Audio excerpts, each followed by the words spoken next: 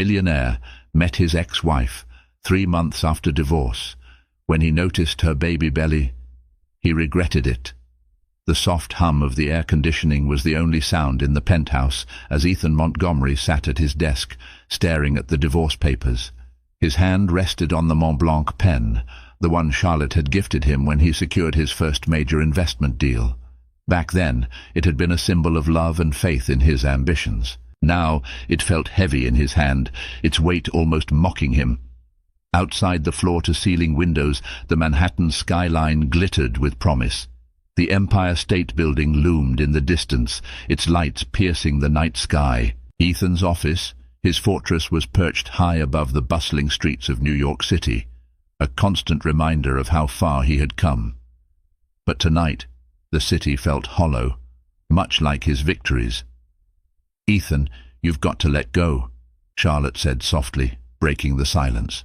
Her voice trembled slightly, though she was determined to mask her pain. Ethan turned to look at her, his chest tightening. She stood near the doorway, her hand resting on the strap of the worn leather duffel bag slung over her shoulder. She had packed it hastily that morning, choosing only the essentials.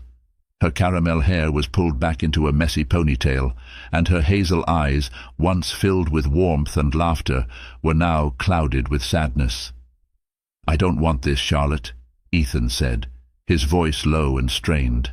"We can fix it. I'll take some time off work. We'll go somewhere, Paris, Venice. We'll figure it out." Charlotte's lips curled into a sad smile, one that didn't quite reach her eyes. "Ethan, it's not about trips or promises. It's about who we've become." She paused, looking around the penthouse at the polished surfaces and expensive art pieces that reflected his success. "This world of yours, it's suffocating me." Ethan's jaw tightened. "This world is what gave us everything. Do you know how many people would kill for a life like this?" "A life like this?" Charlotte echoed, her voice breaking. She gestured toward the marble countertop in the kitchen, the imported Italian furniture, and the grand Steinway piano that neither of them played. "It's a life of things, Ethan. But what about us? When was the last time we had dinner without your phone buzzing every 5 minutes? When was the last time you even looked at me, really looked at me?" Her words cut deeper than he expected. He had built this life for them, for her. He had worked late nights and weekends, taken risks, made sacrifices, all to ensure their future was secure. How could she not see that? "I thought this was what you wanted," Ethan said, his voice barely above a whisper. "A life where you didn't have to struggle." Charlotte's shoulders slumped, her expression softening. "I wanted us, Ethan. I never cared about the penthouse or the parties or the recognition. I just wanted a partner, someone who saw me. But somewhere along the way, you stopped." For a moment, neither of them spoke. The silence was deafening, punctuated only by the faint sound of the city below. Finally, Charlotte shifted her bag higher on her shoulder and took a step toward the door. "Where will you go?" Ethan asked, his voice tinged with desperation. "I don't know yet," she admitted, glancing over her shoulder. "But wherever it is, it'll be someplace where I can breathe again." Ethan felt a pang of fear as he watched her walk away. He wanted to call out to her, to beg her to stay, but his pride held him back. Instead, he clenched the pen in his hand and signed his name at the bottom of the divorce papers. The door clicked shut, and the sound echoed through the empty penthouse. Ethan sat there for a long time, staring at the papers that had sealed the end of their marriage. His eyes wandered to the photo on his desk, a picture of him and Charlotte in Central Park, taken on a crisp autumn day. Her cheeks were flushed, her smile wide, and she looked at him like he was the only man in the world. That man, Ethan realized, no longer existed. He poured himself a glass of Macallan 18, the amber liquid catching the light as he swirled it in the crystal tumbler. He took a sip, the burn spreading through his chest, but it did little to dull the ache that had settled there. For the first time in his life, Ethan Montgomery, a man who thrived on control, felt utterly powerless. Outside, the city moved on without him. Yellow taxis honked, pedestrians hurried along the streets, and the lights of Times Square flickered endlessly. Life didn't pause for broken hearts, not even in New York. As Ethan drained the last of his whiskey, he made a silent vow. He would rebuild himself, stronger and more focused than ever. Work was the answer it always had been. Love was a distraction, a liability he couldn't afford. But deep down, as the night stretched on, a nagging voice whispered that he was wrong. That losing Charlotte wasn't just a failure, it was the greatest mistake of his life. The first thing Charlotte noticed about Asheville, North Carolina, was the quiet. It was an unfamiliar, almost unsettling silence compared to the perpetual hum of Manhattan, the honking of yellow taxis, the clattering of footsteps on concrete, the distant wail of sirens. Here, the air was still, broken only by the rustling of leaves in the breeze and the occasional chirping of birds. She stood on the small porch of her new rental home, a modest cottage tucked away on a tree-lined street. The house was far from glamorous. The paint on the shutters was peeling, and the yard was overgrown with weeds. But it was hers, her space, her fresh start. The movers had left an hour ago, their truck rumbling off down the gravel driveway. Inside, boxes were stacked haphazardly in the living room, each one labelled in her neat handwriting. Books, kitchen, miscellaneous. Charlotte sighed, brushing a strand of hair from her face. She didn't know where to begin. Her phone buzzed on the kitchen counter, pulling her from her thoughts. She hesitated before picking it up, half expecting to see Ethan's name on the screen. But it wasn't him, it was Linda, her closest friend and confidant. "Hey, Charlotte. Did you make it okay?" Linda's voice was warm, comforting. Charlotte smiled faintly. "Yeah, I'm here. The place is quaint." "Quaint. That doesn't sound like a glowing review." Charlotte chuckled softly. "It's perfect, Linda. It's what I need." There was a pause on the other end. "And how are you holding up?" Charlotte leaned against the counter, her fingers tracing the edge of her phone case. "I'm okay.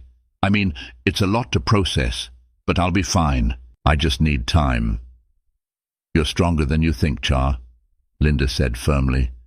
"Ethan didn't deserve you." Charlotte swallowed hard, the mention of Ethan's name stirring a mixture of emotions: anger, sadness, longing. "It's not about what he deserved. It's about what we became. I think we just lost sight of each other." "Maybe," Linda conceded. "But don't forget, he made choices too, choices that hurt you." Charlotte closed her eyes, taking a deep breath. She didn't want to dwell on the past. Not tonight. "Thanks for checking in, Linda. I appreciate it. Anytime. And remember, I'm just a call away if you need anything." After hanging up, Charlotte stood in the middle of the kitchen, the silence pressing in around her once again. She opened one of the boxes labeled kitchen and began unpacking, placing plates and glasses in the cabinets. The rhythm of organizing soothed her, giving her something tangible to focus on. As she worked, her mind drifted to the life she had left behind, the glittering city, the lavish penthouse, the man she had once thought was her forever. She remembered the early days of their relationship, when Ethan would surprise her with handwritten notes tucked into her books, when they would stay up late talking about their dreams and fears. But somewhere along the way, those moments had faded. Their conversations had become transactional, their connection buried under layers of ambition and resentment. And yet, despite everything, Charlotte still felt the ghost of him lingering in the corners of her heart. By the time she finished unpacking the kitchen, the sun had dipped below the horizon, casting the cottage in soft shadows. She stepped outside, breathing in the cool evening air. Across the street, an elderly couple strolled hand in hand, their laughter carrying on the breeze. Charlotte watched them for a moment, a pang of envy tugging at her chest.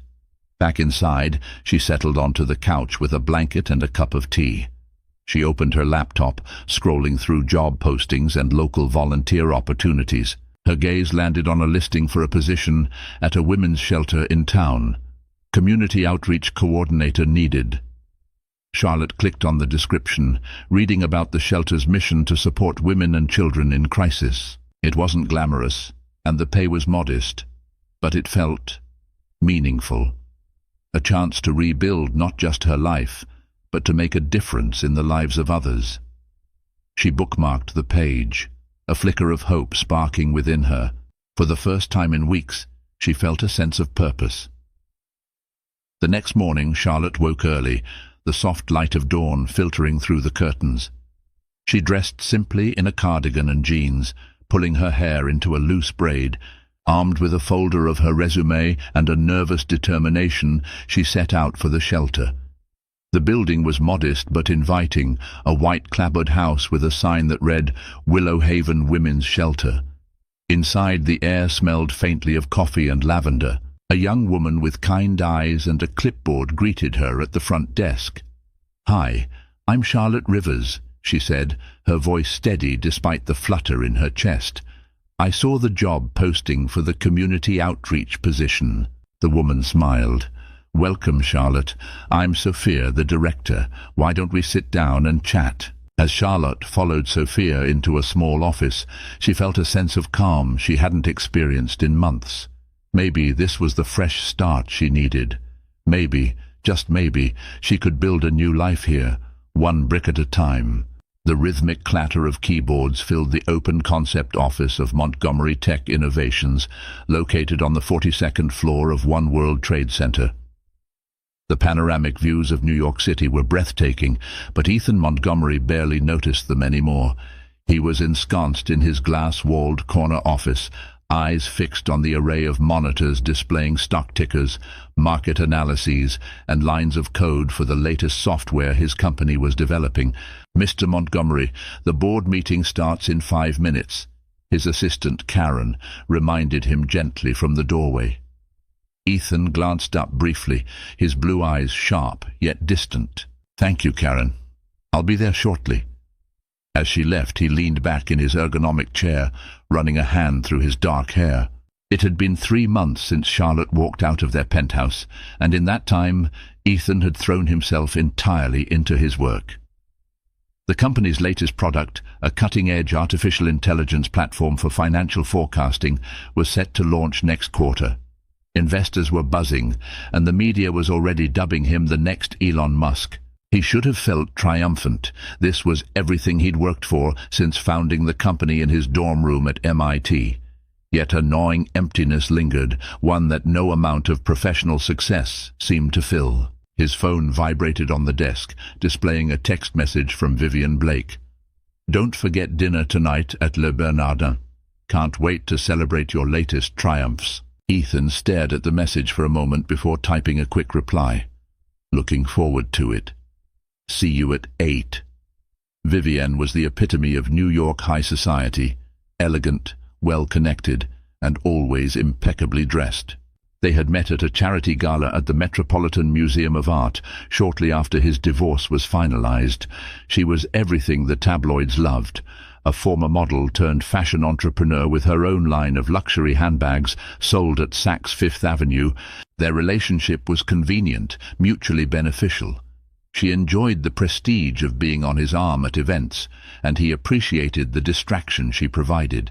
But deep down, Ethan knew it was superficial, a temporary bandage over a wound that refused to heal. He stood up, straightened his Brioni suit jacket, and headed to the boardroom. As he walked past his employees, they straightened in their chairs, offering polite nods. He was their leader, their visionary, but none of them truly knew him. The board meeting was a blur of charts, projections, and strategic discussions. Ethan presented with his usual confidence, fielding questions with ease. The board members were pleased the company's valuation was soaring, and international expansion was on the horizon. "Excellent work as always, Ethan," said Richard Hale, the board chairman, as the meeting concluded. "You're making us all very wealthy men." Ethan forced a smile. "Just doing what's best for the company." As the board members filed out, Ethan lingered, gazing out the floor-to-ceiling windows. The sun was setting over the Hudson River, casting a golden hue over the city. He remembered how Charlotte used to love sunsets, how she would drag him to the rooftop garden of their penthouse to watch the sky change colors. Shaking off the memory, he returned to his office to gather his things. His next appointment was a networking event at the Plaza Hotel, followed by dinner with Vivienne. His days were meticulously scheduled, leaving little room for introspection. That evening, Le Bernardin was buzzing with the elite of New York. The restaurant's reputation for exquisite seafood and impeccable service made it a favorite among the city's upper echelon. Vivian was already seated at a secluded table when Ethan arrived. "Ethan, darling," she purred, standing to kiss him on both cheeks. Her perfume was strong, a blend of jasmine and something musky. "Vivienne, you look stunning," he replied, taking in her designer dress and perfectly coiffed blonde hair. They settled into their seats, and the sommelier approached with a bottle of Chateau Margaux. Vivienne chatted animatedly about her latest fashion show, dropping names of celebrities and designers she'd mingled with. Ethan nodded politely, but his mind drifted. The conversations felt rehearsed, the laughter forced. He found himself glancing around the restaurant, observing other diners engaged in lively discussions, genuine smiles lighting up their faces. "Are you even listening, Ethan?" Vivian's tone had a sharp edge. He snapped back to the moment. "Of course. You were talking about your collaboration with Marc Jacobs." She eyed him skeptically. "You seem distracted lately. Is everything all right?" "Just the usual work's been demanding," he deflected, taking a sip of wine. Vivian reached across the table, placing her manicured hand over his. "You need to learn to relax. Life isn't all about work." The irony of her statement was not lost on him. "I'll try to keep that in mind." As the evening wore on, Ethan found himself increasingly restless. The opulence of the restaurant, the superficial conversations, the endless parade of wealth, it all felt suffocating. After dessert, Vivian excused herself to powder her nose. Ethan took the opportunity to step outside for some air. The cool night breeze was refreshing against his skin. He loosened his tie and walked a few steps away from the entrance, watching the city lights flicker. His thoughts drifted back to Charlotte. He wondered where she was, what she was doing. Had she found the peace she was searching for? Did she ever think of him? Pulling out his phone, he scrolled through his contacts until he found her name. His thumb hovered over the call button. Part of him yearned to hear her voice, to bridge the chasm between them. But what would he say? That he missed her? That his success felt empty without her? "Ethan?" Vivian's voice cut through his reverie. He quickly pocketed the phone. "Just needed some fresh air." She linked her arm through his. I thought we could stop by the lounge at the Ritz-Carlton for a nightcap." He mustered a smile. "Actually, I think I might call it a night. Early meeting tomorrow." Vivian's expression flickered with annoyance before she masked it. "Very well, we'll catch up later." They parted with a brief kiss, and Ethan watched as she slid gracefully into a waiting town car. He stood on the sidewalk for a moment, feeling unmoored. Back at his penthouse, the silence was palpable. The expansive space felt more like a museum than a home. Art pieces from galleries in Soho adorned the walls, and designer furniture filled the rooms, but there was no warmth. Ethan walked over to the Steinway piano, an instrument he had purchased because it fit the aesthetic, not because he played. He ran his fingers over the keys, pressing one softly. The note resonated, echoing through the empty space. He wandered into the library, a room lined with books he rarely had time to read. On a shelf, he spotted a worn copy of The Great Gatsby, Charlotte's favorite novel. She used to read passages aloud to him, her eyes lighting up as she delved into the tragic world of J. Gatsby. "Can't you see, Ethan? Gatsby has everything, but he's still searching for something real," she had said one evening, curled up on the sofa. At the time, he had dismissed it as literary romanticism. Now, the parallels were uncomfortably clear. Ethan sank into an armchair, the weight of his loneliness pressing down on him. For all his achievements, he felt adrift. The empire he had built seemed insignificant in the face of what he had lost. His phone buzzed a calendar reminder for a breakfast meeting with investors from Goldman Sachs. He dismissed the alert, a surge of frustration rising within him. "What am I doing?" he whispered to the empty room. In a rare moment of vulnerability, Ethan allowed himself to acknowledge the void Charlotte had left. He realized that in his pursuit of success, he had sacrificed the very things that brought meaning to his life. Determined to escape the confines of his hollow existence, he opened his laptop and began searching for flights. On a whim, he typed in Asheville, North Carolina. He recalled Charlotte mentioning the city once, talking about its vibrant art scene and the beauty of the Blue Ridge Mountains. A direct flight left the next afternoon. Without overthinking, he booked a ticket. Closing the laptop, Ethan felt a strange mix of anxiety and relief. He didn't have a plan, only a restless urge to find something he couldn't quite define. The next morning, Ethan informed Karen that he'd be taking an indefinite leave of absence. "Is everything all right, Mr. Montgomery?" she asked, concern evident in her eyes. "I'm not sure," he admitted, "but I need to take care of some personal matters." She nodded respectfully. "I'll handle everything on this end. Let me know if you need anything." As he packed a suitcase, Ethan contemplated what he hoped to achieve. Was he chasing a ghost or seeking redemption? Perhaps both. He left the penthouse without looking back, descending to the bustling streets below. As the car pulled away toward JFK Airport, Ethan felt a glimmer of something he hadn't experienced in a long time. Hope. The plane touched down at Asheville Regional Airport just after noon. As Ethan Montgomery stepped off the aircraft, the crisp, cool air of the Blue Ridge Mountains greeted him. It was a stark contrast to the noise and frenzy of New York City. The terminal was small, almost quaint, with none of the towering glass structures or bustling crowds he was accustomed to. It felt quieter, simpler. Ethan adjusted the strap of his leather duffel bag as he walked through the modest terminal. He wasn't entirely sure why he had come here, but the gnawing restlessness that had consumed him over the past few months had left him with little choice. He needed answers, or perhaps just a sense of peace. The car service he had arranged was waiting for him outside. The driver, an older man with a friendly smile, greeted him warmly. "Mr.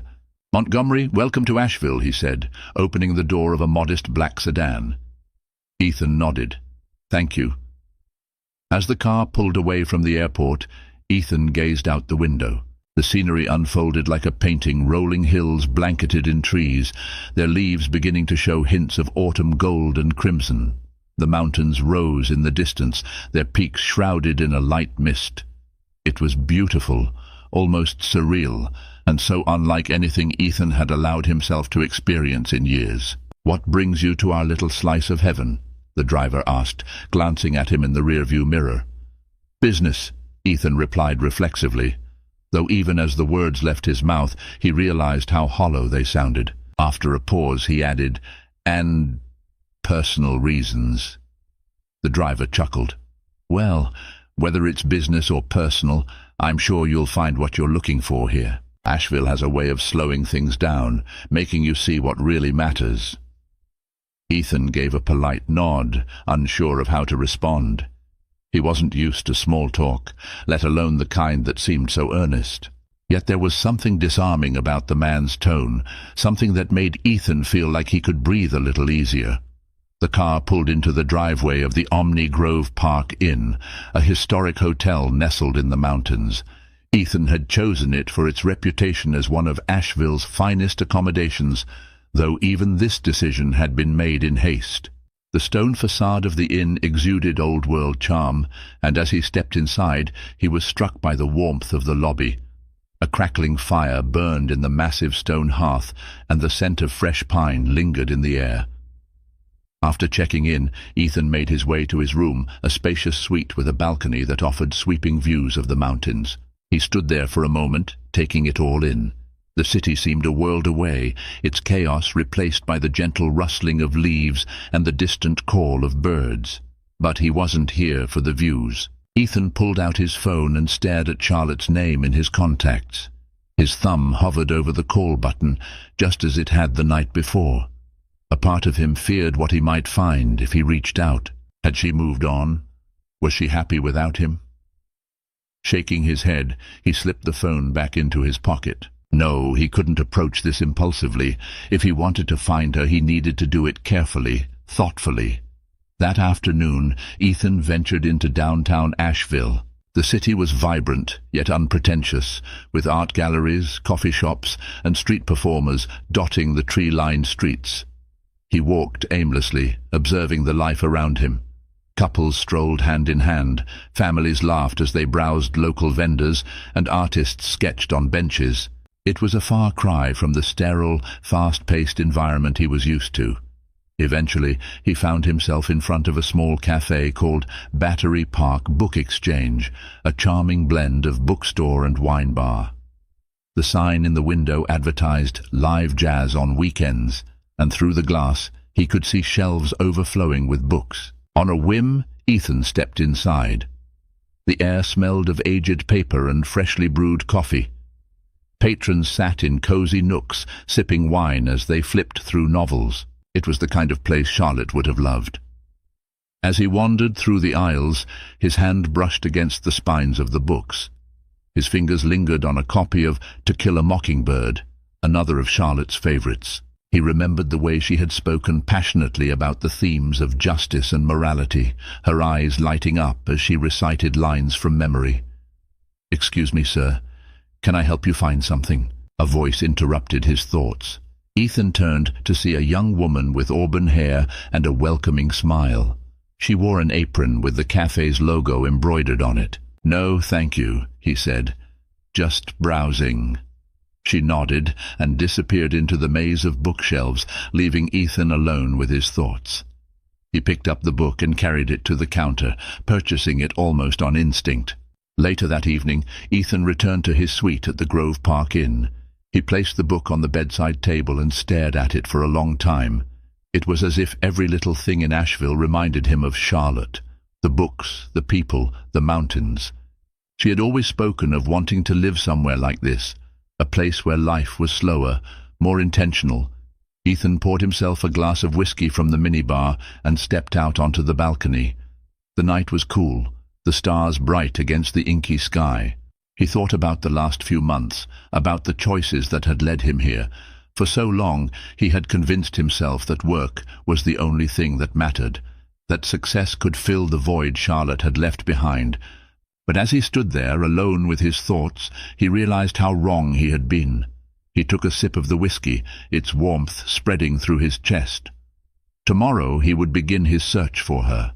He didn't know what he hoped to find, but for the first time in a long time, he felt a sense of purpose. Asheville wasn't just a place, it was a chance to rediscover what he had lost, to find Charlotte, and maybe, if she would let him, to make things right. Ethan woke the next morning to the soft glow of dawn creeping through the curtains. The mountains, veiled in mist, seemed to stretch endlessly beyond the balcony of his suite. For a brief moment, he allowed himself to be still, to take in the beauty that surrounded him. But the quiet only amplified the thoughts swirling in his mind, thoughts of Charlotte. He dressed deliberately, opting for a simple button-down shirt and dark jeans. His usual tailored suits seemed out of place here, like armor he no longer needed. Standing in front of the mirror, he hardly recognized the man staring back at him. His jawline was more defined, shadowed with stubble he hadn't bothered to shave. His eyes, once sharp and unrelenting, now held something softer, vulnerability. After grabbing his copy of To Kill a Mockingbird from the nightstand, a strange comfort he couldn't explain, he left the hotel. Today, he would begin the search. The streets of Asheville were already alive with activity. Farmers' markets spilled over with fresh produce, jars of local honey, and handmade crafts.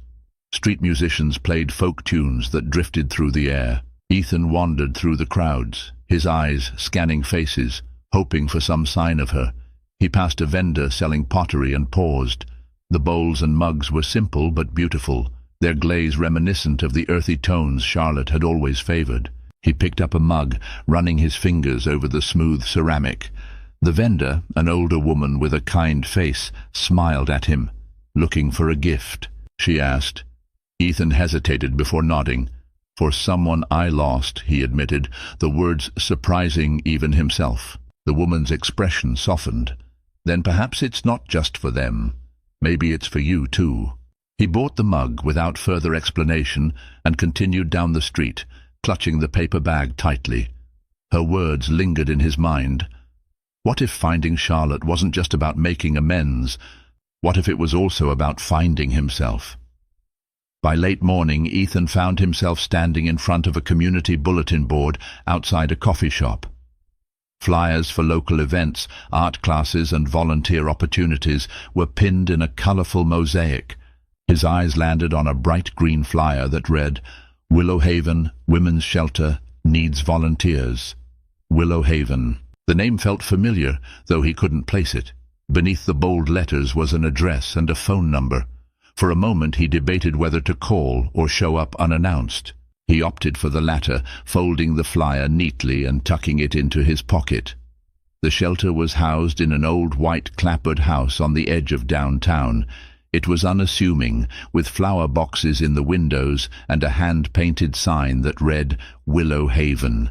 Ethan parked across the street and sat in the car for a moment, studying the building. His heart pounded. What if Charlotte wasn't there? Worse, what if she was and didn't want to see him?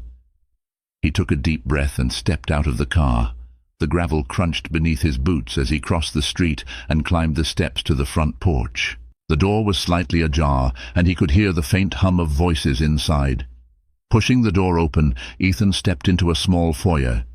The walls were painted a calming shade of blue, adorned with framed photographs of smiling women and children. A faint smell of lavender lingered in the air.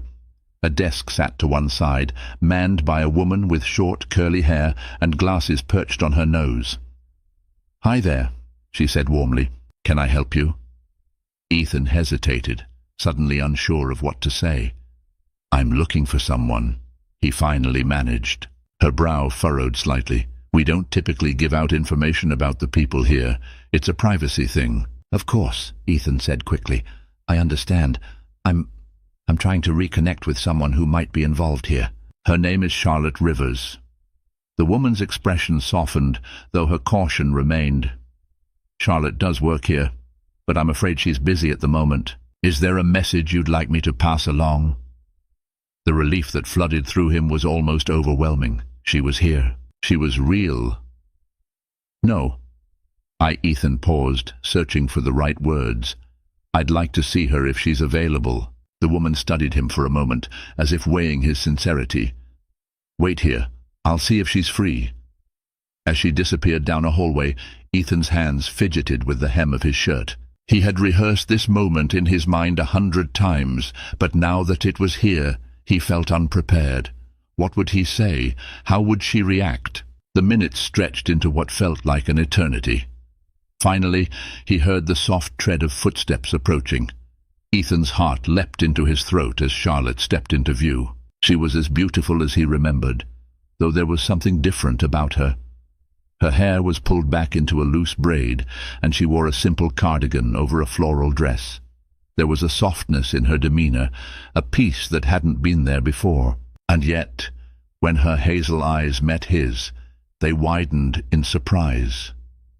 "Ethan," she said, her voice barely above a whisper. For a moment, neither of them moved. The air between them was thick with unspoken words, with the weight of everything they had been and everything they had lost. "Charlotte," he finally said, his voice cracking. "Hi."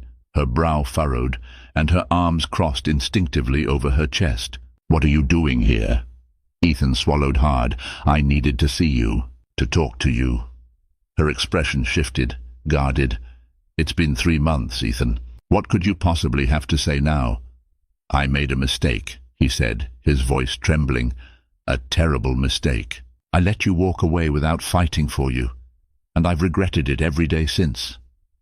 Charlotte's lips pressed into a thin line, and she looked away, her gaze falling to the floor. "You don't get to just show up here and say that." "I know," he said quickly.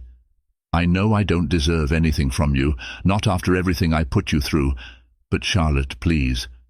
I just want a chance to make things right." She shook her head, her braid swaying gently. "Ethan, you can't undo the past. You can't just—" "I'm not here to undo the past," he interrupted, his voice desperate. "I'm here because I need to understand. To understand what I lost when I lost you." Her eyes snapped back to his, filled with something he couldn't quite read. Pain, anger, maybe even a glimmer of hope. "You lost me because you chose everything else over us. Over me. What's changed?" Ethan hesitated, knowing that his answer could determine everything. "I have," he said simply. "I don't know if I'm too late, but I'm here because I want to try." Charlotte's shoulders slumped slightly, as if the weight of his words pressed against her. "I don't know if trying is enough," she said quietly. The room seemed to shrink around them, the walls closing in on Ethan as he realized the enormity of the road ahead. But in her words, he sensed the faintest sliver of possibility, a door that wasn't entirely closed. And for now, that was enough. Charlotte's mind reeled as she walked back to her office after the encounter with Ethan. Her hands were trembling, and her heart beat so loudly she was sure anyone nearby could hear it. She shut the door behind her and leaned against it, staring at the small desk where she had been working moments before. The mug of tea she'd abandoned sat cold, the aroma of chamomile faint in the air. What was he doing here? How had he found her? The last few months had been painstakingly difficult, but also liberating. When she'd left New York, she hadn't just left Ethan. She had left the life they had built together, a life that no longer felt like hers. Asheville had given her space to heal, to start over, and just as she was beginning to feel grounded again, Ethan Montgomery, with all his charm and gravity, had stepped back into her world, threatening to unravel the fragile balance she'd worked so hard to achieve. Ethan stood in the foyer of the shelter, staring at the door Charlotte had disappeared behind. He had rehearsed this moment countless times, imagining what he would say, how she might react, but nothing could have prepared him for the reality of seeing her again, the sharp pang of her guarded expression, the way her voice trembled with both hurt and resolve. He had expected anger. He had expected skepticism. What he hadn't expected was how much it would hurt to see the walls she had built between them. The woman at the desk, who had introduced herself earlier as Sophia, watched him carefully. "She's processing," she said gently, as if sensing his turmoil. "You can't force these things, Mr. Montgomery." Ethan nodded absently. "I just needed to see her." Sophia smiled faintly. "Sometimes seeing someone isn't enough. You need to show them why you're worth trusting again." Her words settled heavily on his shoulders. Trust. The thing he had eroded piece by piece during their marriage. How could he begin to rebuild something he had so carelessly destroyed? The next morning, Ethan arrived at the shelter again, armed with determination and a willingness to do whatever it took to make amends. He hadn't slept much, the echoes of Charlotte's words haunting him through the night. As he approached the door, he noticed a group of women gathered in the garden, pulling weeds and planting fresh flowers. Charlotte wasn't among them, but he spotted Sophia. She looked up as he approached, arching an eyebrow. "Back already." "I'd like to volunteer," Ethan said, his voice steady despite the nerves gnawing at him. Sophia studied him for a moment, then nodded. "All right. Grab a pair of gloves. You can start with the garden." Ethan wasn't used to manual labor. His days were filled with meetings, numbers, and strategy, not dirt and shovels.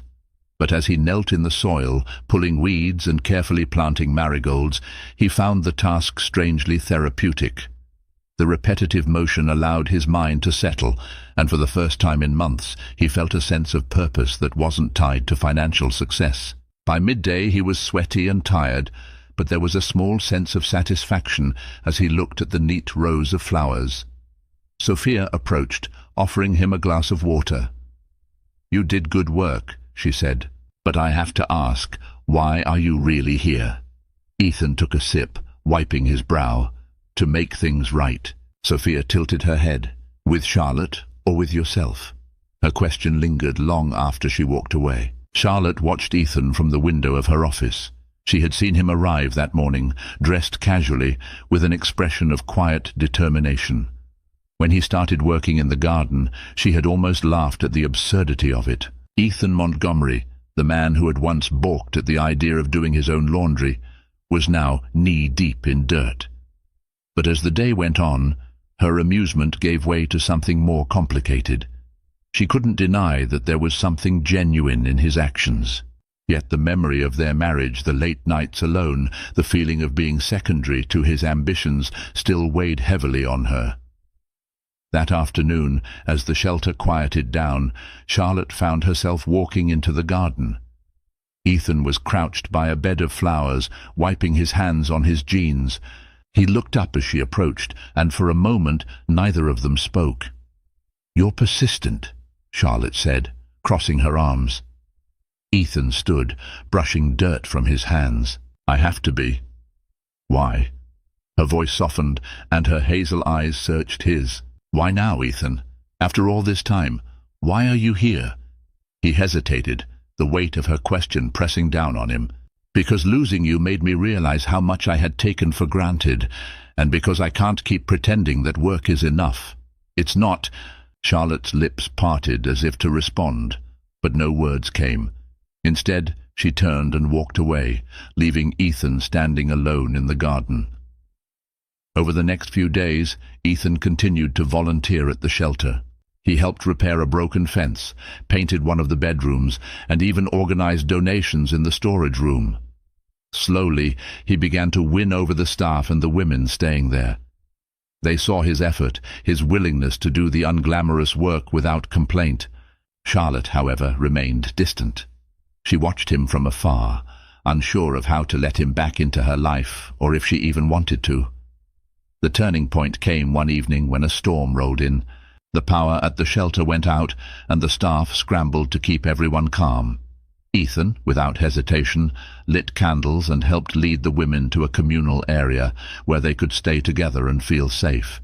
He read aloud from To Kill a Mockingbird, his deep voice steady and comforting. Charlotte stood in the doorway, watching him as he read. The glow of the candlelight illuminated his face, and for the first time in a long time she saw a version of Ethan she had almost forgotten, a man capable of tenderness, of connection. When the storm passed and the power returned, Charlotte approached him as he blew out the last candle. "Thank you," she said softly. Ethan looked up, his gaze meeting hers. "I just want to help." "You did," she admitted, her voice tinged with something fragile hope. As the week went on, their conversations grew longer, their silences less strained. Charlotte began to see that Ethan wasn't just trying to win her back. He was trying to change, to become someone better. And slowly, cautiously, she allowed herself to believe that maybe, just maybe, people could change. It was the last day of the week, and the early morning sun bathed the shelter's garden in soft golden light. Charlotte stood by the kitchen window, holding a mug of tea. She watched Ethan as he worked in the garden, watering the newly planted flowers. He moved with purpose, his once immaculate hands now roughened by days of labor. It was a version of him she had never seen before, a man stripped of pretense, focused not on ambition, but on something far more meaningful. The sight stirred something in her chest. For the first time in months, the walls she had carefully constructed around her heart began to crack. Later that afternoon, Ethan found himself sitting on the porch steps, a bottle of water in his hands. He was wiping the sweat from his brow when Charlotte joined him, her steps light but deliberate. She carried 2 glasses of iced lemonade and handed one to him before sitting down beside him. "Thanks," he said, his voice soft. He took a sip, savoring the coolness against the heat of the day. They sat in silence for a moment, the sounds of the shelter laughter, footsteps, the rustle of leaves filling the space between them. Charlotte glanced at him, her hazel eyes thoughtful. "Why did you stay?" she asked finally.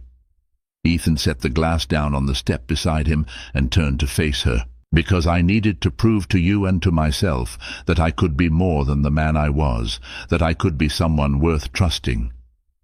Charlotte's gaze didn't waver. "And do you think you've done that?" He hesitated, his expression earnest. "I don't know, but I hope I'm on the right path." She looked away, her fingers tracing the condensation on her glass. "Ethan, when I left, it wasn't just because of the life we were living. It was because I felt invisible, like I was always standing in the shadow of your ambition." Her words were a knife to his heart, but he nodded. "I know." And you were right. I was so focused on building a future that I forgot to live in the present with you. Charlotte's lips pressed into a thin line as she considered his response. People don't change overnight. I know, he said, his voice steady. That's why I'm not asking for anything right now. Not forgiveness, not another chance. I just want you to know that I see you now. I see the woman I should have fought for, the woman I should have cherished, and if it takes the rest of my life to prove that to you, I'll do it. Tears welled in her eyes, but she quickly blinked them away. I don't know if I'm ready for this for us. Ethan reached out, his hand hovering near hers, before he pulled it back. I'm not asking you to be ready. I'm just asking you to let me be here, in whatever way you'll allow. Charlotte took a shaky breath, her fingers tightening around the glass. For months, she had carried the weight of their failed marriage, the pain of feeling unseen and unvalued. But as she looked at Ethan now, she saw a man who had been humbled, who was trying in ways he never had before. I don't have all the answers, she said finally, and I can't promise anything. That's enough, Ethan said quietly. Just being here with you is enough. The weeks that followed were marked by small, tentative steps. Ethan continued volunteering at the shelter, throwing himself into projects and earning the trust of the staff and residents.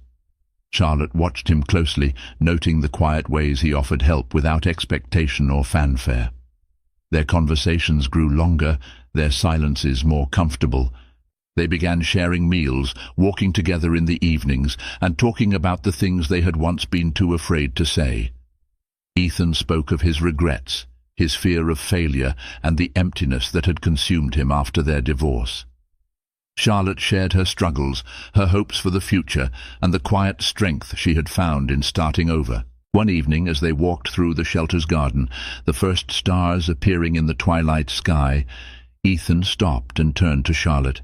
I want to show you something, he said, pulling a small envelope from his pocket. She frowned in curiosity as he handed it to her. Inside was a deed to a piece of land on the outskirts of Asheville. What is this? She asked, her voice laced with confusion. It's for a new shelter, Ethan explained. A place where more women and children can find help and safety. I want to fund it, but I don't want my name on it. I want it to be yours. Charlotte's eyes widened. Ethan, this is too much. It's not enough, he said simply, but it's a start, a way for me to give back, to do something meaningful.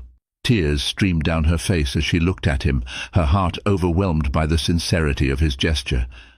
For the first time, she saw not the man she had divorced, but the man he was becoming. Months later, the new shelter opened its doors. Named Evelyn's Haven in honor of Charlotte's late grandmother, it quickly became a beacon of hope for the community. Ethan remained involved, though always in the background, allowing Charlotte to lead and shine in her own right. Their relationship was not without its challenges. Trust took time to rebuild, and healing was a slow, deliberate process, but they faced it together, one day at a time, with honesty and grace.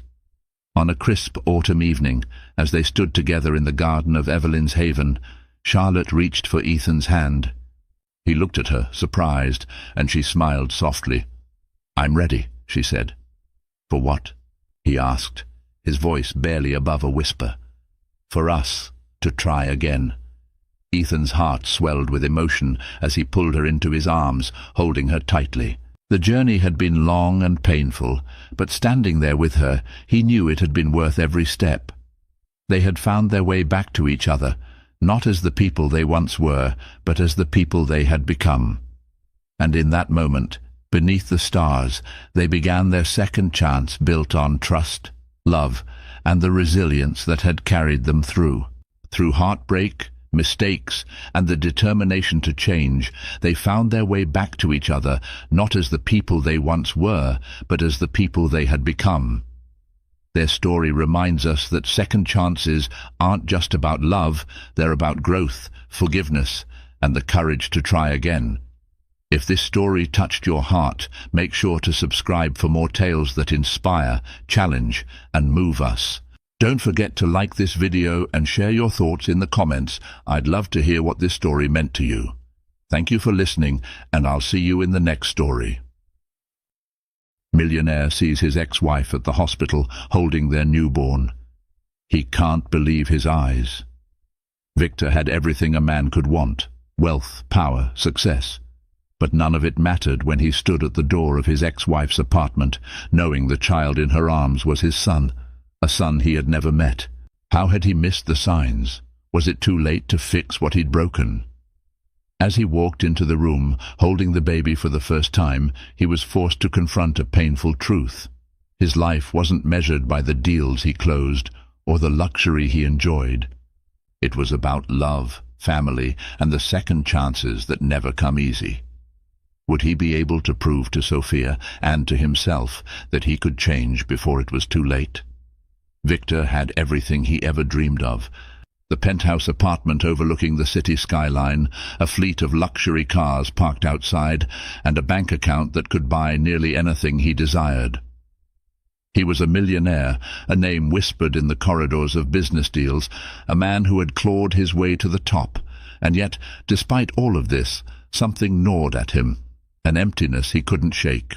Each day felt like a repetition of the last, filled with meetings, conference calls, and gala events. He'd built his empire with one singular focus: success. He believed that if he achieved enough, if he amassed enough wealth and status, he would feel complete. But lately, he couldn't escape the feeling that someone, was missing. Victor sat in his office late one evening, staring out the glass window at the twinkling lights below. The city never seemed to stop, just like him. His phone buzzed on the desk, breaking the silence. It was a text from his assistant. "The meeting with the investors is rescheduled for 10 a.m. tomorrow." He sighed, his fingers hovering over the keyboard as he checked the calendar. More work. Another day of running in circles, chasing after the same fleeting goal. As he ran his hand through his dark hair, his thoughts drifted unbidden to her, Sophia. The woman who had once been his whole world. The woman whose laughter had filled their apartment with joy, whose presence had anchored him in ways he never fully appreciated. He had been so consumed by his ambitions, so focused on the deals that seemed to define his worth, that he failed to see what was slipping away right before him. The divorce came swiftly, almost unexpectedly. He had never anticipated the end of their marriage, but looking back, it was clear that it was inevitable. The long hours at the office, the dinners missed, the nights spent apart as he buried himself in the next big project. Sophia had tried to reach him, tried to pull him back from the brink, but his mind was elsewhere. The allure of success was too powerful, and in the end it had cost him everything. Victor had tried to move on, of course. He threw himself deeper into his work, bought more properties, expanded his company. He'd dated other women, but none of them had come close to filling the space Sophia once occupied in his life. The thrill of new relationships faded quickly, leaving him more hollow than before. The truth was, nothing and no one could replace what he had lost. Not the flashy dinners, not the endless parties, not even the most luxurious vacations. Nothing compared to the quiet moments he once shared with Sophia, the late-night talks, the plans for a future they would never get to have. He shook his head as if to rid himself of the thoughts, but they lingered, persistent and intrusive. "Get a grip," he muttered to himself, standing up to pace the length of the room. "You've got everything you could ever want, so why does it feel like nothing at all?" The phone buzzed again, this time with a call. He glanced at the screen and frowned. It was his mother's hospital. He had been expecting a call from her, but he wasn't ready for this. "Hello," he answered, his voice tense. "Victor, it's your mother. I'm afraid I've had a little accident. Nothing too serious, but they want to keep me overnight for observation. I'll be fine." Victor felt his stomach drop, a surge of worry making him forget about everything else. "Mum, what happened? Are you okay?" "I'm fine. Don't worry about me," she reassured him, her voice soft but determined. "Just come to the hospital when you can. I'll be fine, really."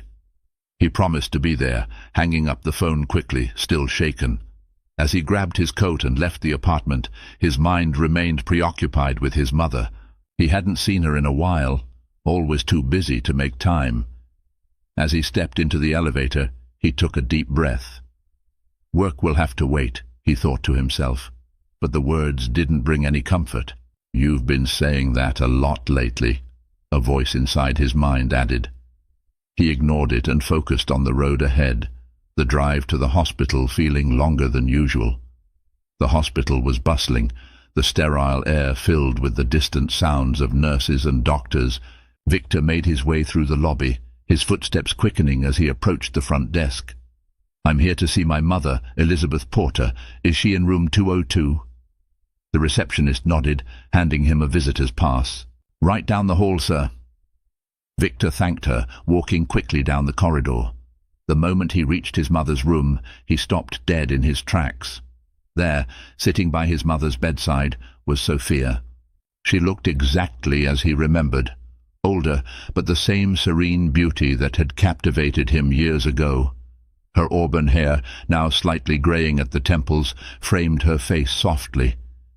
She was holding a baby in her arms, the small bundle wrapped in a pale blue blanket. Victor felt his heart skip a beat.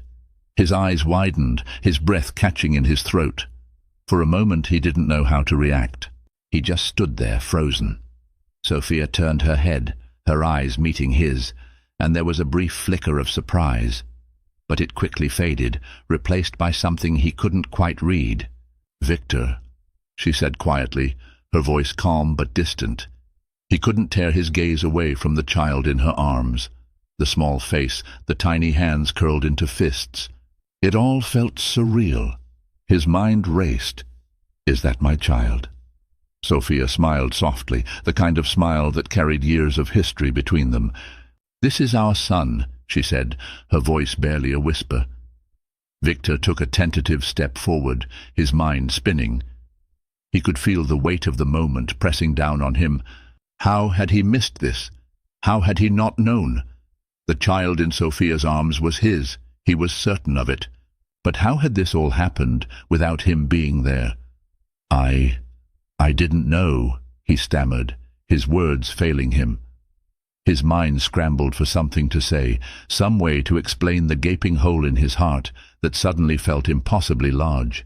"Sophia, But she interrupted him gently, a note of finality in her voice. "It's okay, Victor. You weren't part of this. I understand." And just like that, everything Victor thought he knew about himself, about his life, was shattered. The world that had once been perfectly controlled, built on success and ambition, now seemed like a distant illusion. He had thought he had everything. But standing there in the sterile hospital room, looking at the child he never knew existed, Victor realized that everything he had worked for had come at an unbearable cost. As Sophia looked at him with a mixture of calm acceptance and quiet strength, Victor understood. He had lost far more than he could ever regain. But in that moment, he knew one thing for certain. He would do whatever it took to fix this.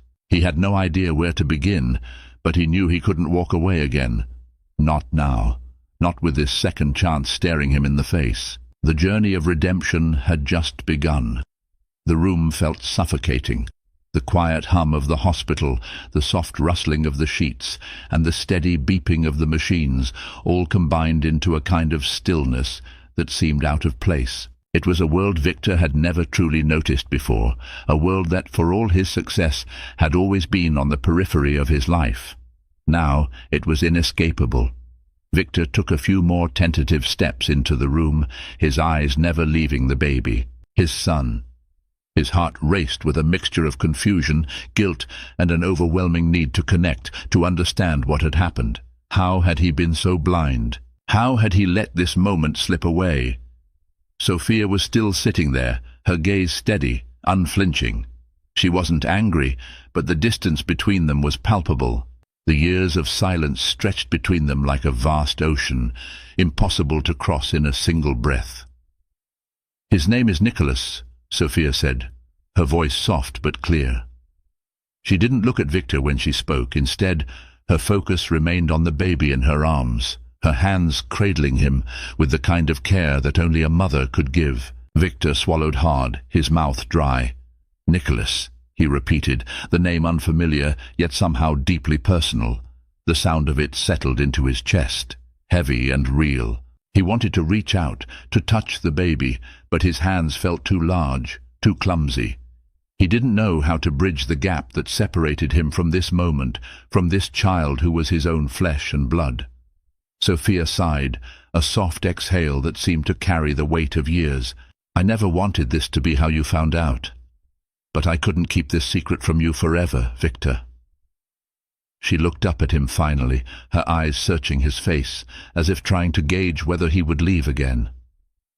Victor shifted uneasily, unsure of how to respond. What could he say? What words could possibly make up for the absence he had been in for so long? His mind kept returning to the same thought. I missed it. I missed everything. The silence between them stretched, awkward and uncomfortable. Victor's gaze flickered to the baby once again. He had imagined this moment, if he had ever allowed himself to imagine it at all, in a different light. He had thought that one day, when the time was right, they would come together, reconcile, and share a life again. He'd imagined a reunion, full of apologies and laughter, maybe even a little bit of hope for the future. But this felt like something far more permanent, far more final. Sophia's expression softened, as if sensing his turmoil. She shifted slightly in her seat, careful not to disturb the baby. I never wanted to do this alone, Victor, she said quietly, the pain of her words hanging in the air between them. But you weren't there. You chose your work, your success over everything else. Over us. Victor flinched, as though she had struck him. Her words cut deeper than any sharp retort ever could. He had never understood the full extent of her hurt, never fully grasped how his neglect had chipped away at their marriage until there was nothing left but the empty space between them.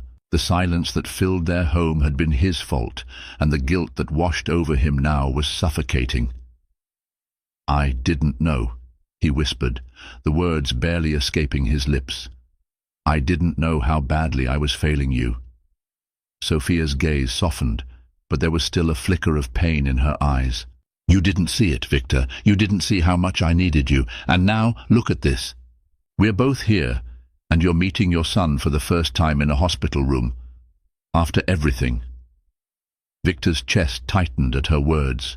He wanted to say something to make it right, to fix the years of mistakes, but nothing he could say seemed enough.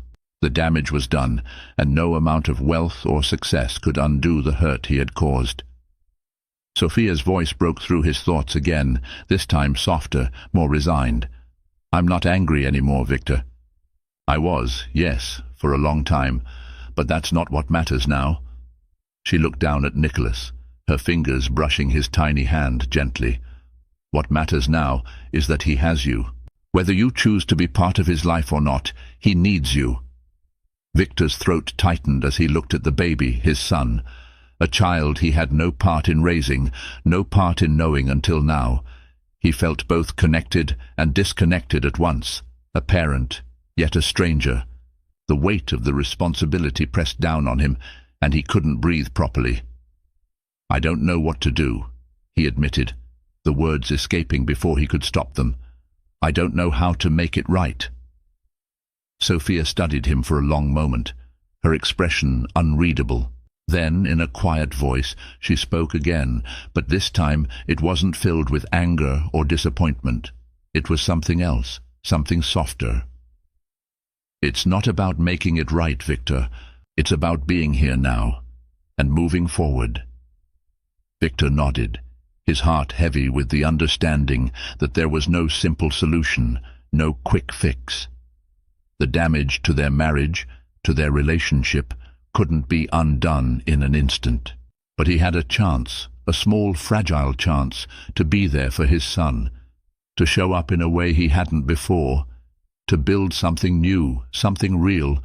I want to be here, Victor said, the words raw with emotion. For him, for you. I know I can't change the past, but I'll do everything I can to be part of his life now, to be the father I should have been from the start. Sophia didn't respond immediately, and for a moment Victor wondered if his words were enough. But then, slowly, she nodded, the faintest hint of a smile on her lips. It wasn't much, but it was something, a small spark of hope. Victor leaned closer, his eyes still fixed on Nicholas. "Can I hold him?" he asked softly, his voice tentative. It felt like an absurd question, one he should have asked years ago, but now it was the only thing that seemed to matter. Sophia hesitated, her gaze flickering between Victor and their son. After a long beat, she nodded, carefully placing the baby into Victor's arms. The moment their son was in his grasp, Victor felt his heart skip a beat. The tiny weight, the warmth of his son's body against his chest. It was overwhelming. He could hardly breathe, could hardly think, as he looked down at the child he'd never known, but who was now undeniably his. For a long time, Victor had thought he was in control of everything, but in this moment, holding Nicholas in his arms, he realized that control was an illusion. Life had a way of pulling you into places you never expected to go, making you face truths you'd long buried. And maybe, just maybe, it was time for him to face those truths, to let go of the need for perfection and accept that love, real love, came with mistakes, forgiveness, and the willingness to grow. For the first time in a long time, Victor felt like he was exactly where he needed to be. Victor stood in the hospital room, cradling his son in his arms, but the weight of the moment was far heavier than any physical burden. He could feel the fragility of time, the years that had slipped through his fingers, and the silence that hung in the air between him and Sophia. It was as if they had both been suspended in this delicate moment, trapped by the ghosts of their past and the uncertainty of what the future could hold. He glanced down at Nicholas, the tiny life that now rested in his arms. The baby's soft breath and small, fluttering movements felt like a fragile tether pulling him back to the present, urging him to acknowledge what had been lost and what could still be saved. Victor wanted to say something, anything, to bridge the distance between him and Sophia, to make her believe that he was ready, that he understood.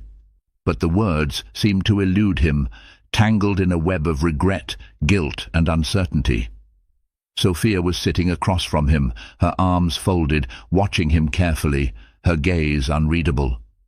Her face was calm, but Victor could see the trace of something deeper, something he couldn't quite name. He knew that she was still holding back, guarding herself against the hurt and disappointment that had followed their separation. And why wouldn't she? She had been the one left behind, left to pick up the pieces of their broken relationship, left to face the harsh reality of raising their child alone. "How long?" Victor asked quietly, his voice barely above a whisper, his eyes still fixed on Nicholas.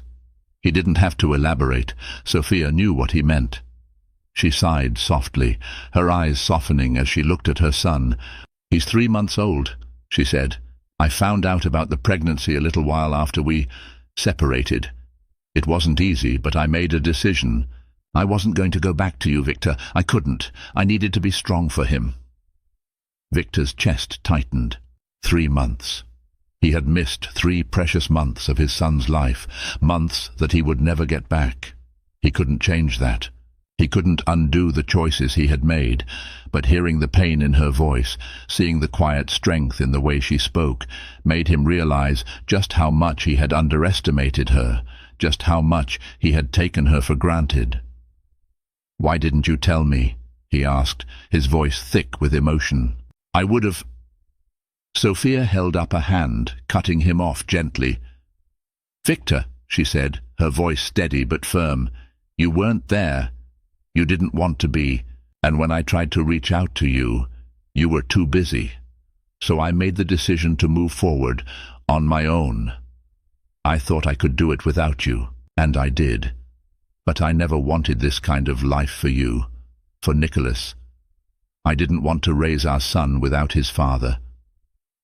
Victor swallowed hard, trying to push past the lump in his throat. He hadn't been there. He knew that. He had been too consumed by his work, by his need for success, to see what truly mattered. Now, in the quiet of the hospital room, he could no longer ignore the painful truth. He had failed her. He had failed them. "I don't deserve your forgiveness, Sophia," he said quietly, his voice raw. "But I want to try. I want to be here for him. I want to make up for everything I missed." Sophia didn't respond immediately. Her eyes flickered to the baby in his arms, a look of contemplation passing across her face. After a long pause, she spoke again, but her words were more measured this time, as if she was carefully weighing her thoughts. "You can't make up for what you missed, Victor," she said slowly, "and I'm not asking you to, but I am asking you to show up now, to be here, for him, for us." Her voice wavered slightly on the last words, and Victor could hear the vulnerability in her tone. "That's all I need from you. If you can do that, then maybe we can figure this out. But it's not going to happen overnight. It's going to take time." Victor nodded, the weight of her words settling over him like a heavy blanket. Time. He knew she was right. The distance between them couldn't be erased with a few words, a few apologies. It would take much more than that. It would take actions. It would take a willingness to rebuild the trust he had shattered, a trust that could only be restored through consistency and patience. "I'm ready to do whatever it takes," Victor said, his voice quiet but firm. "I want to be a part of his life. I want to be the father I should have been." Sophia's gaze softened, but there was still a trace of caution in her eyes. "I'm not going to make it easy for you, Victor. You've had your chance. This time you have to prove it." Victor understood. He knew this wouldn't be easy. He had broken something that couldn't be fixed in an instant, and he wasn't going to expect miracles. But for the first time in a long time, he felt a glimmer of hope. Maybe there was still a way forward. He looked down at Nicholas again, his heart swelling with emotion as he gazed at the tiny face, so innocent and unaware of the complicated web of relationships around him. The baby's small hand reached out, fingers curling around Victor's thumb, and for a brief moment Victor felt something shift inside him. This was his son, and he was going to do everything in his power to be the father he deserved. "I'll be here," Victor promised, his voice unwavering. "I'll prove it. I'm not going anywhere." Sophia didn't say anything more. She simply nodded, her expression unreadable. She wasn't ready to let her guard down completely, but in that moment, Victor could see the smallest crack in the wall she had built around herself. It wasn't much, but it was enough. For now, that was all he needed. The hours passed slowly, and as the sun began to set, casting a soft golden light into the room, Victor and Sophia sat together in silence, each of them lost in their own thoughts. The world outside seemed distant, and for once Victor didn't feel the constant pull of his career, the pressure of business deals and deadlines. All that mattered in that moment was here, now, the fragile new life in his arms, and the woman who had once been his world. He didn't know what the future held, didn't know if he would ever be able to repair the deep fractures in their relationship, but he knew one thing for certain. He wasn't going to let this opportunity slip away. He was ready to fight for this family, ready to put in the work that was needed, no matter how long it took. For the first time in years, Victor felt like he was exactly where he needed to be. The days after Victor's encounter at the hospital were quiet. Quieter than he had expected. There were no grand gestures, no sudden shifts in the world that would signal everything was suddenly right again. Life went on, as it always did. The meetings piled up, the deals continued to roll in, and yet, for the first time in a long time, Victor didn't feel the rush of accomplishment when he closed another successful business transaction. He had spent years chasing after something he thought would make him happy. But now, as he sat in his sleek office with the city stretching out below him, all he could think about was the weight of what he had to rebuild, and how long it would take. It was as if he were staring into an endless horizon, unsure of where the path would lead, but knowing that he had to walk it anyway. Victor's phone buzzed on the desk, pulling him out of his reverie. He glanced at it, an incoming message from Sophia. It had been a week since their last conversation in the hospital room, and he had made it a point to respect her space, giving her the time and distance she had asked for. It was the hardest thing he had done, but he understood now that rushing back into her life was not the answer. She needed to see him change, not just hear about it.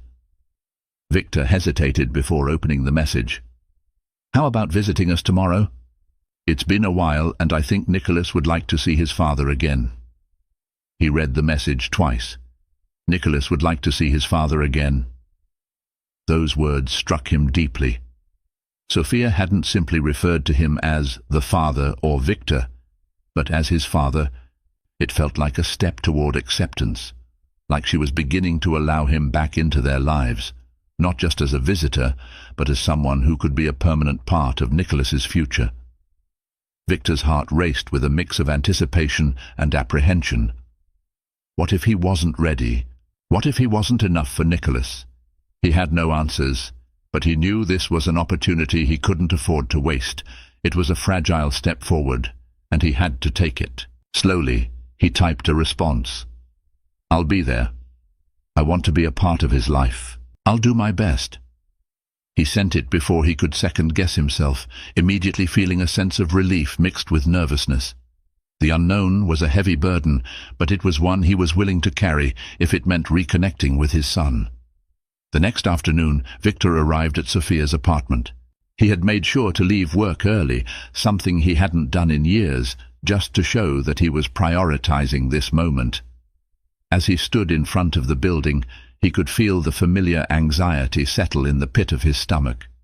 It was one thing to feel the desire to change, to understand what he had missed, but it was another to actually step into the unknown. Taking a deep breath, he walked through the front door, the scent of fresh flowers in the air, a soft contrast to the sterile, cold nature of his office. He wasn't sure what he had expected when he entered the space that had once been his home, but the reality of it hit him like a wave. Everything was different now. Sophia was sitting on the couch nursing Nicholas, her face a portrait of calm that he had always admired. It was a quiet scene, one that was both familiar and foreign at the same time.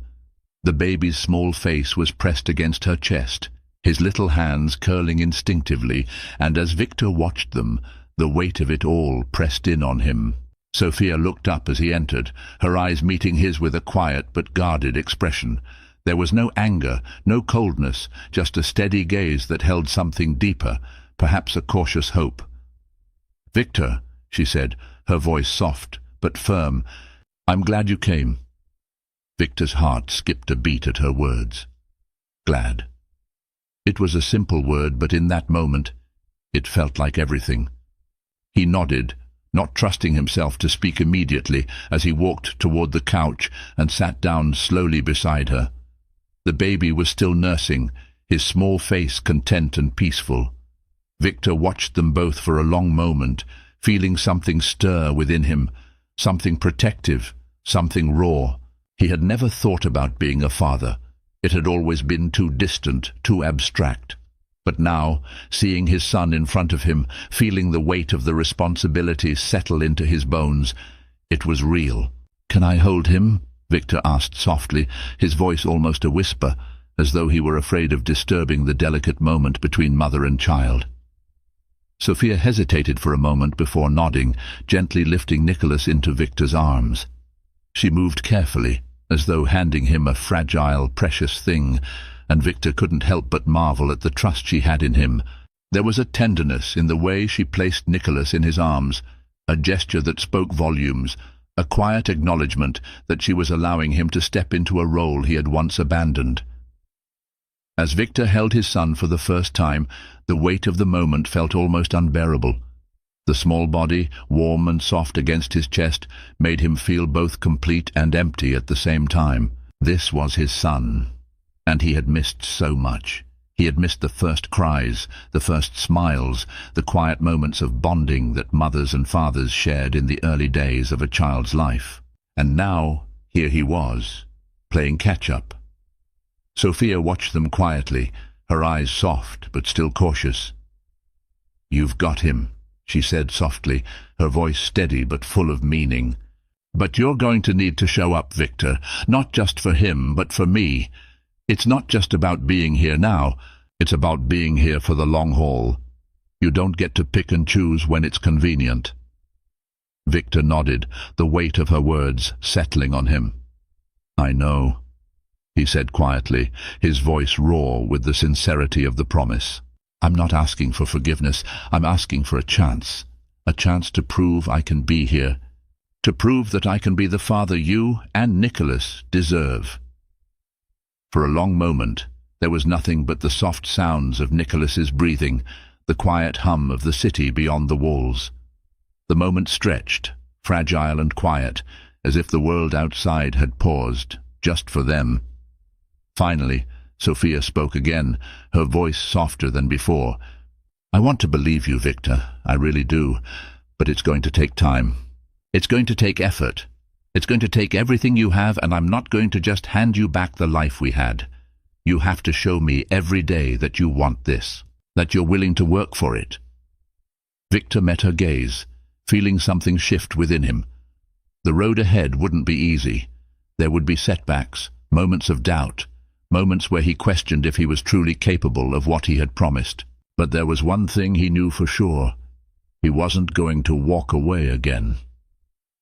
"I'll show you," he said, his voice firm but gentle. "I'll show you that I'm here, that I'm not going anywhere. I'll prove it, Sophia. I will." Sophia didn't respond immediately, but as she watched him hold their son, she seemed to soften. It wasn't forgiveness, not yet, but it was something. A crack in the wall she had built around her heart, a crack that, with time, might just be enough for them to begin to rebuild. Victor sat on the edge of his bed, staring at his phone. The digital clock on his nightstand blinked in the stillness, the soft, rhythmic pulse of the numbers marking the passing time. It had been 2 weeks since he had last seen Sophia and Nicholas, and although every part of him wanted to reach out, wanted to rush back and make things right, he knew better than to move too fast. He had learned that much. His phone buzzed in his hand, breaking the quiet. It was a message from Sophia.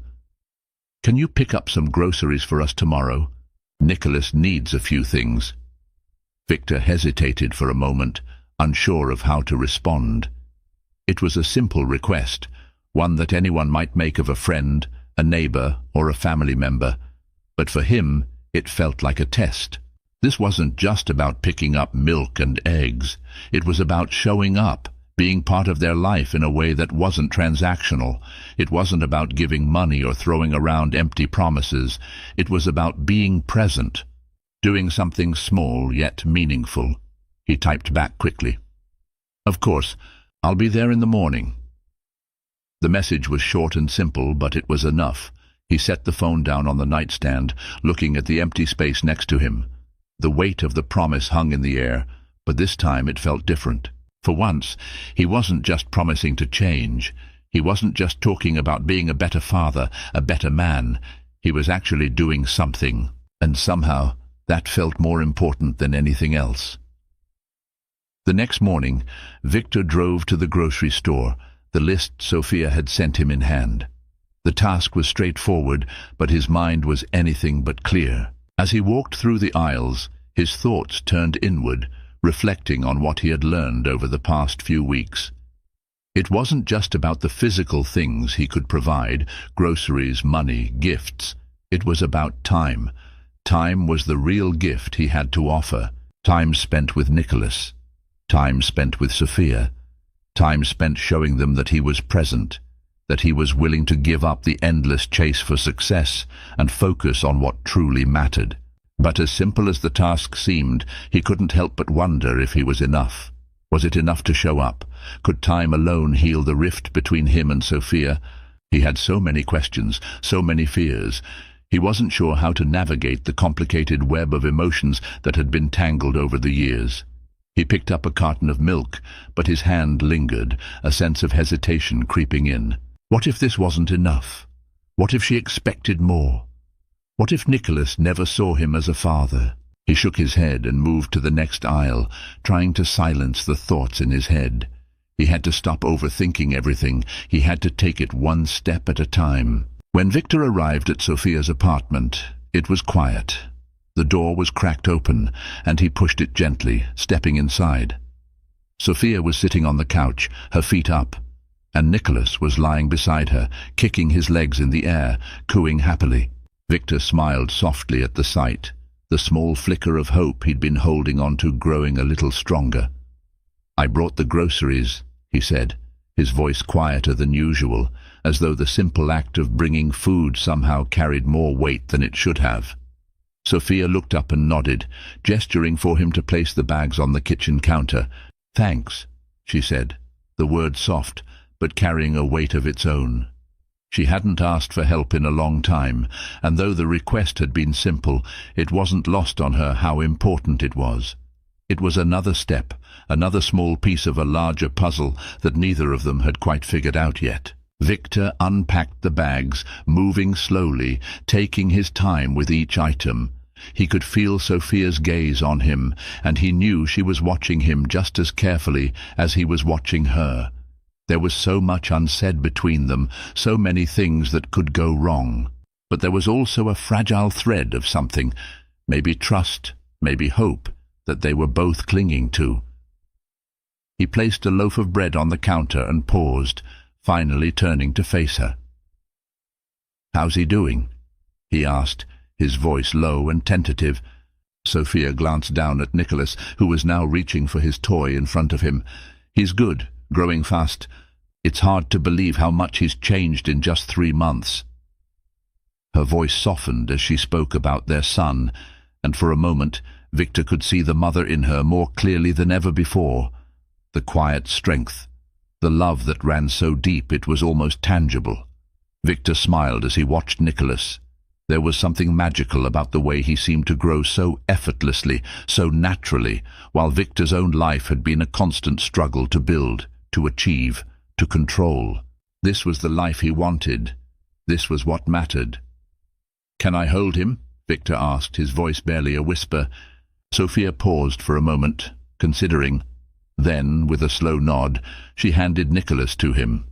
Victor's arms felt awkward at first, unsure of how to hold the baby, but he adjusted, taking comfort in the warmth and the fragility of this new life. Nicholas looked up at him, his big eyes wide with curiosity, and for a brief moment everything else disappeared. Victor's chest tightened as he cradled the baby, realizing just how far removed he had been from this kind of intimacy, this kind of connection. The last 3 months had been lost to him, and while he couldn't change that, he could be here now. He could make this moment count. Sophia watched them both in silence, her arms folded across her chest. There was a quiet tension in the room, but it wasn't uncomfortable. It was the tension of something new beginning, the start of something fragile and uncertain, yet full of potential. The silence wasn't cold. It was simply the space where both of them had to find their footing again. Victor turned to her, still holding Nicholas carefully. "I know I can't make up for everything. I know it's going to take time, but I'm here. I'm going to be here for both of you." Sophia's gaze softened, though there was still caution in her eyes. She nodded, but didn't speak immediately. The words weren't needed, not yet. She could see it in his eyes, the sincerity, the weight of the promise he was making. It wasn't perfect, it wasn't some grand gesture, but it was enough. "It's not going to be easy," she said quietly, her voice calm but firm. "But I'm willing to give you a chance, a real chance. Just don't stop showing up." Victor's heart pounded in his chest. This was it. This was the moment he had been waiting for. "I won't," he promised. "I won't stop. I'll be here every step of the way."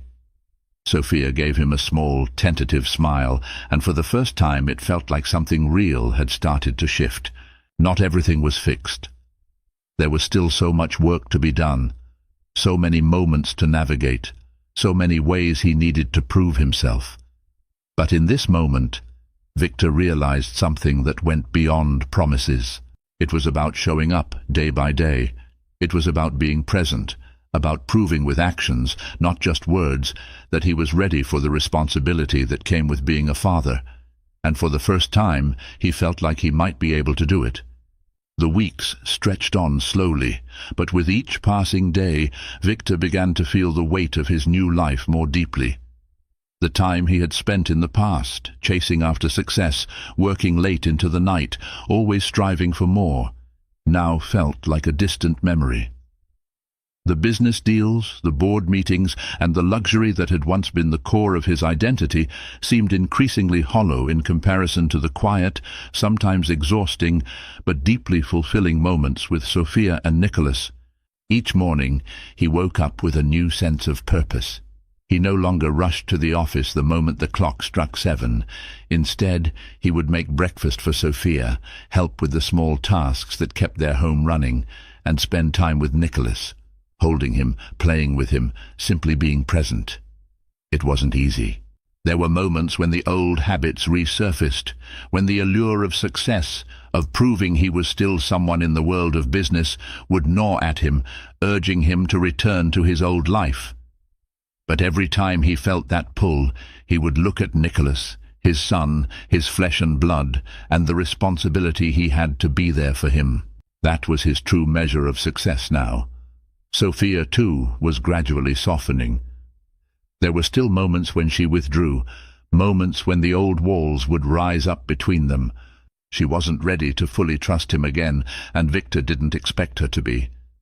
But with each small act of kindness, with each moment he showed up, he could feel her starting to let him in just a little more. The moments when they shared laughter, when they worked together to care for Nicholas, when they discussed their hopes and dreams for their future. Those moments felt like the rebuilding of something fragile, but real. They were like pieces of a puzzle that had been scattered for so long, but were now slowly being put back together. One evening, as they sat in the living room, Victor held Nicholas in his lap while Sophia read a book. The baby had recently learned to grab at objects, and as Victor held him, Nicholas reached out, tiny hands closing around his fingers. Victor looked at Sophia, his heart swelling with emotion. "I can't believe how much he's growing," he said softly, his voice a mixture of awe and disbelief. "It feels like I've missed so much already." Sophia looked up from her book, her eyes meeting his. There was no bitterness in her gaze anymore, just quiet understanding. "You're here now," she said, her voice gentle. "That's what matters." Victor nodded, but the words hung heavy in his chest. But is it enough? He had missed so much of their son's early life, his first words, his first steps, his first smiles. Could a father ever make up for that? Sophia seemed to sense his thoughts, and she set the book down, walking over to him. She gently placed her hand on his shoulder. "It's not about making up for the time you missed," she said softly. "It's about being here now. That's what counts." Victor closed his eyes, feeling the weight of her words. He had spent so long chasing after things that seemed important, thinking that success could fill the emptiness inside him. But it wasn't until he held Nicholas, until he spent real quiet time with Sophia, that he realized what truly mattered. This, being present, being part of their lives, was the most important thing he could ever do. He looked up at her, his eyes filled with gratitude. "I'm here. I'm not going anywhere." Sophia smiled, a soft but genuine smile. "I believe you." A few weeks later, they went out for a walk in the park. The sky was clear, the air crisp, and the world around them seemed to pause in that beautiful, fleeting moment. Victor pushed the stroller, Sophia walked beside him, and Nicholas cooed contentedly in the stroller, his small hands reaching out to the world around him. As they walked, Sophia spoke of things that were once unspoken, the things that had been buried under the weight of past mistakes. She talked about how hard it had been to raise Nicholas alone, the sleepless nights, the moments of doubt. She shared the fears she'd had for their future, the uncertainty that had plagued her when Victor had left. But as she spoke, Victor could hear the change in her voice. There was no longer the edge of bitterness, no longer the pain of abandonment. "I'm proud of you," she said, her voice quiet but firm. "You're really trying, and I see it. I see you trying to be the father you should have been." Victor stopped for a moment, looking at her. The words meant more than she could know. "Thank you," he whispered, his voice thick with emotion. "I'll keep trying. I'll never stop." As they continued their walk, hand in hand, Victor finally understood. It wasn't about erasing the past. It wasn't about undoing the mistakes he had made. It was about the present, about choosing to be there every single day for the people who mattered most. He had lost time, but he had also gained something far more valuable, a second chance, and he wasn't going to squander it.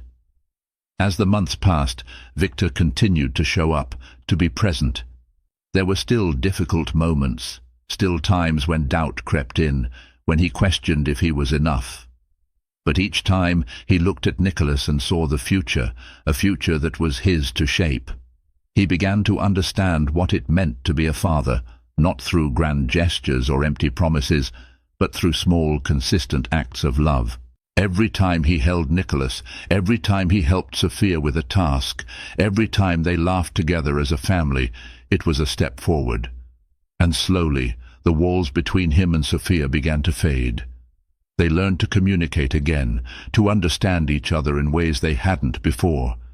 They made plans for their future, talking about dreams that had once seemed impossible, dreams of a life that was no longer defined by success or failure, but by love and family. It was not a perfect story. There were no dramatic resolutions or sweeping changes, but it was a story of growth, of redemption, of second chances. And as Victor looked at his son, now a little older, laughing and playing in the yard, he realized that he had found something far greater than any business deal or accolade could ever give him. He had found a family. He had found a future. And that was enough.